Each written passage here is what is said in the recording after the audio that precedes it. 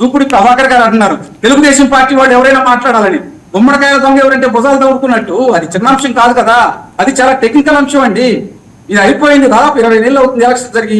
ఏమైనా నిజంగా మీకు టెక్నికల్ అంశాలు ఉంటే అది ఆన్లైన్ సిస్టమ్ లో ద్వారా అయితే మాత్రమే దాన్ని అక్యురేట్ గా చెప్పగలరండి. అంతేగాని ఊహాజనితంగా నేను ఆ ఈవీఎం లో ఇది వచ్చింది, ఆ వీవీప్యాడ్ లో ఇది వచ్చింది. ఎందుకంటే ఇక్కడ ఎలక్షన్ కమిషన్ వాళ్ళు కూడా వీవీప్యాడ్లకి అక్కడ ఉండే సంఖ్యకి కంపారిజన్ చేశారు, దాన్ని కొలాబరేషన్ చేశారండి. ఆ బ్యాలెన్స్ తప్పితే మాకు తెలియజేయమన్నారు. కాబట్టి ఊరక రాజకీయ విమర్శలు చేయటం, రాజకీయ ఆరోపణలు చేయటం. పరకాల ప్రభాకర్ లాంటి వ్యక్తి ఏంటంటే ఈ మధ్యకాలంలో చాలా అంశాలు మాట్లాడుతూ ఉన్నారు.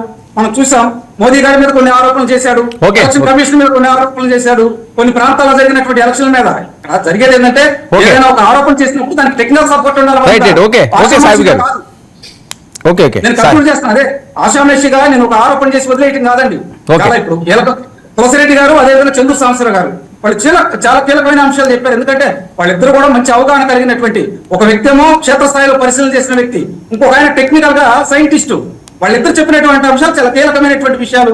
ఆరోపణలు చేయటం తగదు. ఓకే.